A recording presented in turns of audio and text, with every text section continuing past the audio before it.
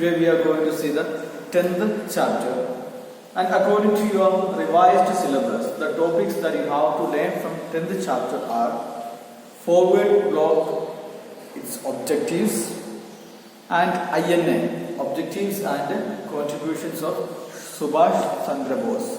No other things you need not to study, only the 3 points: forward bloc and the objectives, INA, objectives and the contributions of Subhas Chandra Bose. So first we will see the forward bloc and its objective. Subhas Chandra Bose, a prominent leader in Indian freedom struggle. He had certain dispute between Congress leaders and he observed certain differences in the ideologies of Gandhiji and Subhas Chandra Bose. So he left the Indian National Congress and he formed a new political party that is known as Forward Bloc. After resigning from the presidency of Congress, Subhas Chandra Bose formed a new party known as the Forward Bloc on 3rd May 1939. So it is there in page number 174, chapter 10. So Subhas Chandra Bose, he was the leader of Indian National Congress, but since he was having certain ideological differences between Gandhiji and the other Congress leaders, he left the party and formed a new party that is known as the Forward Bloc. And the new party, Forward Bloc, it had its own objectives. The objectives are given there and you have to study the objectives very well. Objectives of the Forward Bloc. The immediate objective of the Forward Bloc was the liberation of India with the support of workers, peasants, youths and all radical organization. The new party which was formed by Subhas Chandra Bose, it was Socialist Party, and his main aim or the party's main aim was the liberation of India or freedom of India with the support of peasants, workers, youth and all radical organization. And second one, after attaining independence, Forward Bloc would work for the establishment of a socialist state. So two objectives, the prime objectives we can see here. First one, liberation of India or the freedom of India. And the second one, after the independence, there should be a socialist party or socialist state, establishment of socialist state. And in connection with this, there are certain other objectives. He wanted to establish a socialist state through abolition of zamindari system.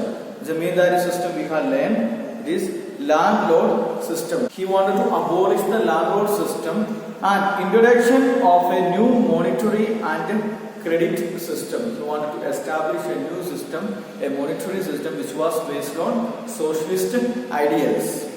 Reorganization of agriculture and industry on socialist lines. And the last one, providing several kinds of benefits to the workers. So we have seen the objectives of the Forward Bloc. The first two, they are very important: liberation of India and the formation or the establishment of socialist state. And in connection with that, there are 4 other objectives. And now we will see about the INA. INA means Indian National Army. So we will see about the Indian National Army, the formation and the objectives now. Indian National Army was an armed force formed by Indian nationalists on 1st September 1942 in Southeast Asia during World War II. It became the military arm of Indian Independence League. So it was an armed force, that means using the weapons, a military power. So Indian National Army, it has got its own army. International Army was set up in collaboration with some Southeast Asian countries. The Indian National Army was formally set up under the command of Captain Mohan Singh on 1st September 1942 and it has got its own objectives. You may please take page number 177. There the objectives of INA, it is given and you have to study the objectives there. The main objectives of the INA were to mobilize all their forces effectively to lead Indian people to regain their lost freedom, to attain the lost freedom. That was the main objective of INA, to mobilize, to organize the Indian people in order to attain their lost freedom. Second one, to organize a provincial government of free India.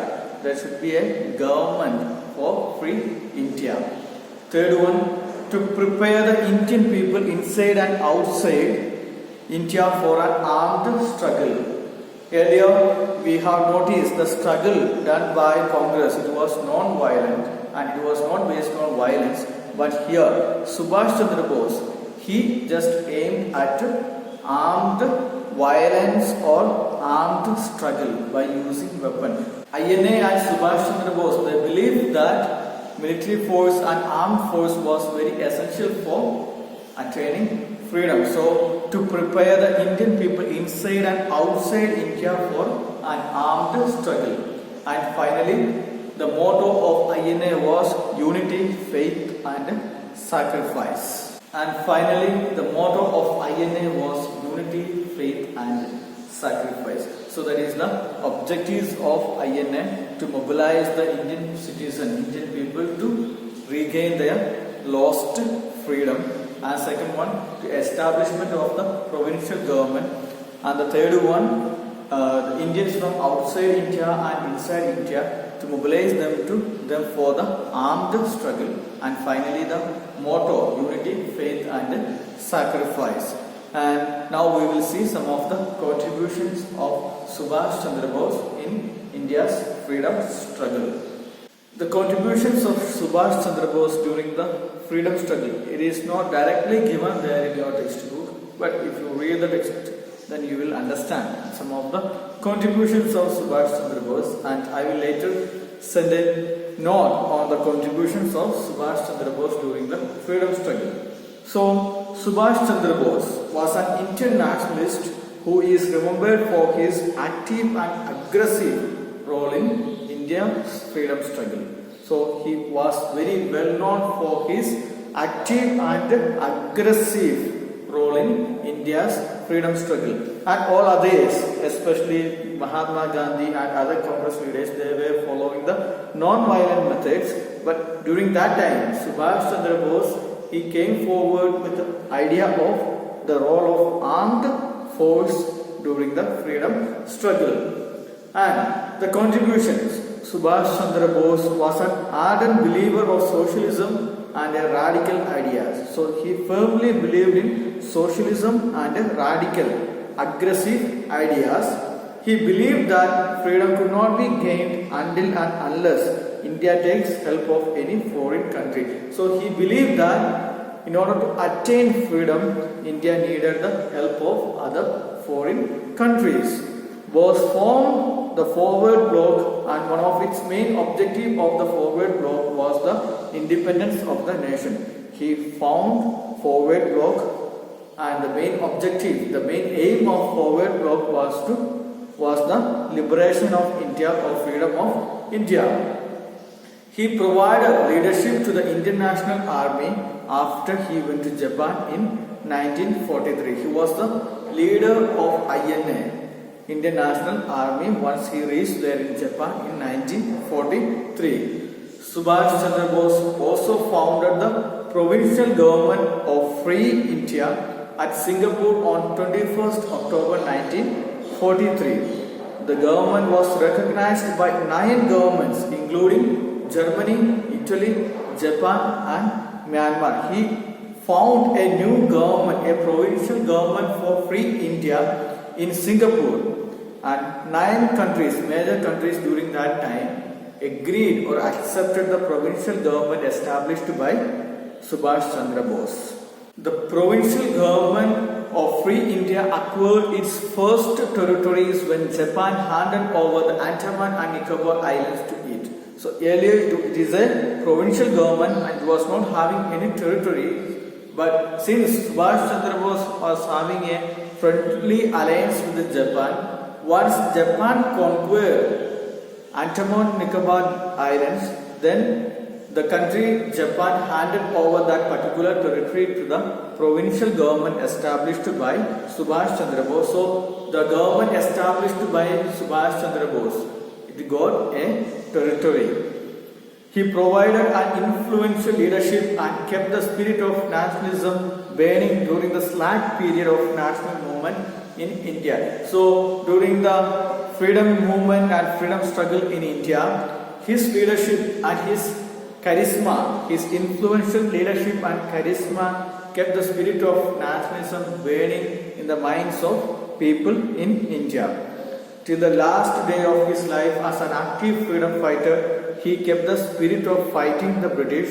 Even at the time of his death, he was planning to migrate to Russia and find a new way to combat with the British. So his ultimate aim, liberation of India, for that purpose he was ready to do anything. And he throughout his life, he fought with the British and he never attempted for a compromise with the British government. So that is the contributions of Subhas Chandra Bose. So I will send the PDF of contributions of Subhas Chandra Bose during the freedom struggle. So from this chapter you have to mainly focus on the formation of forward bloc and the objectives. The objectives of forward bloc, and second one the objectives of INA, Indian National Army, and third one contributions of Subhas Chandra Bose.